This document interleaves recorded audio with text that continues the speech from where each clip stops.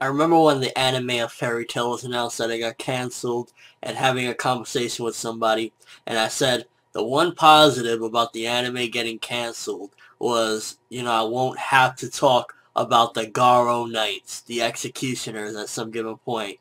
Boy, was I wrong. Now, this episode had a couple different points to it. First of all, we get the revelation that the cat is indeed alive, and Sting is there like begging, like, keep sweat, give me my cat back, please! So, we get a little bit more into this whole feelings thing, which this whole thing is like, the feelings thing is very strong with this arc, and I don't know if Hero is just trying to give a message that if you care for people, you'll go all out or whatever, but apparently, this whole feelings thing, like, I feel as though with this arc, we laugh about it and we snicker about it like, feelings, get the fuck out of here. But I think truly having these strong emotions literally powers you up. And not just like the power of friendship, but I think literally feelings is an actual possible magic that you could tap into. Like, let's just say, for example, like, it's its own entity. Having really strong feelings actually can tap you into this entity of magic, possibly. And remember when Lucy said the one magic is possibly love, the strongest magic of them all? I honestly wouldn't be surprised if, while we're snickering about it, it literally is a magic that you can only tap into when you get into these strong emotions. So,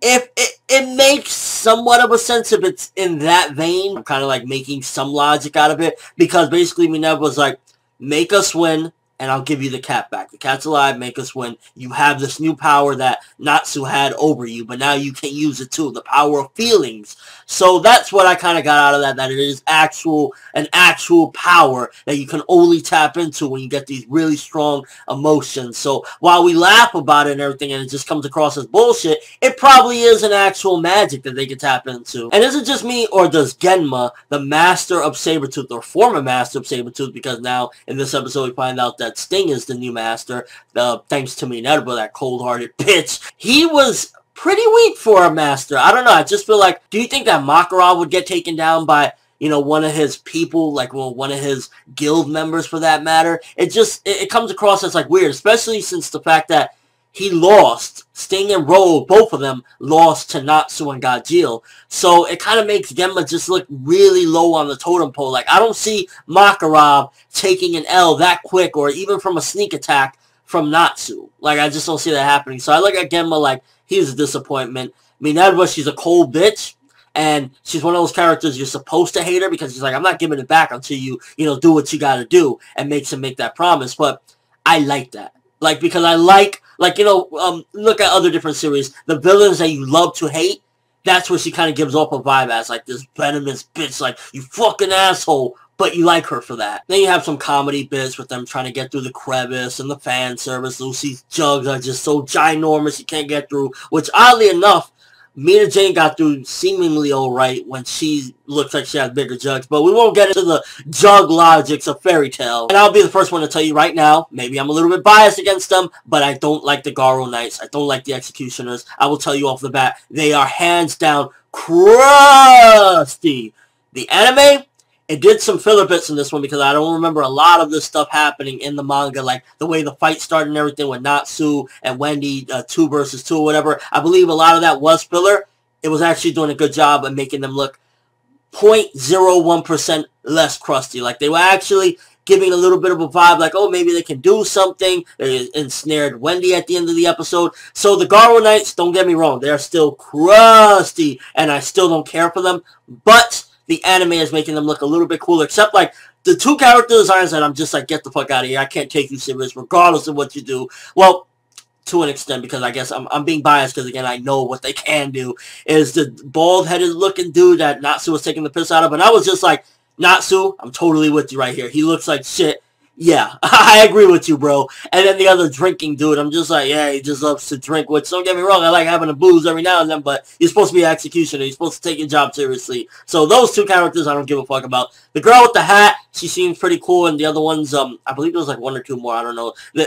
They just are that crusty that I don't care. Like, they come across like they're going to do something, and we know damn well that this is just another group that Natsu and the company are going to blaze through, and they ain't going to mean shit later on. So that's my take on the whole thing. Like, they did do a good job with a little bit of filler bits, and it made it a little bit more interesting. So that when Natsu and, you know, the group do get by them with however means necessary, because let's be real here, you know they're not gonna, Natsu and the company are gonna get killed or be for the rest of their lives in a dungeon after the Garou Knights get through to them. It's just a matter of how they're gonna get through to them, or get through them for that matter.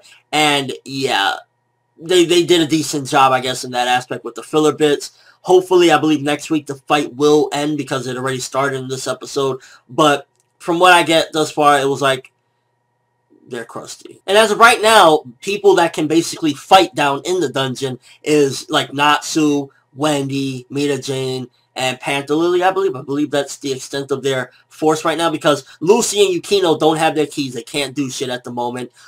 We got, you know, the Exceeds there. We got Happy and Carla. They can't do shit. So we have a very limited force right now that can actually do combat against the Executioners, but it doesn't really matter. I'm sure, like, if Natsu really went all out, he probably could have defeated all of them by himself because they're that goddamn Krusty. But again, I gotta give credit where it's due. The anime did a decent job with the filler bits. Animation in this episode was, for the most part, solid. I did notice a few events where it kind of felt like I had to check, like, yo, what's going on here? Is it my speed or some shit? What's going on? So animation was, there were some botches here or there as far as the animation goes. Overall episode, it was, again, a solid episode. I'd say it's slightly better than last week because it's setting up to the fight and advancing things. We got some progress. There was some comedy bits that, again, felt unnecessary because you're supposed to be in this danger. I'm in danger. I'm in a cave with these executioners, the skulls everywhere, and we're getting like comedy bits about how big Lucy's tits are. We get it. They're humongous. We love it. Move on. So all things considered, me putting my bias and absolute disgust of the executioners aside,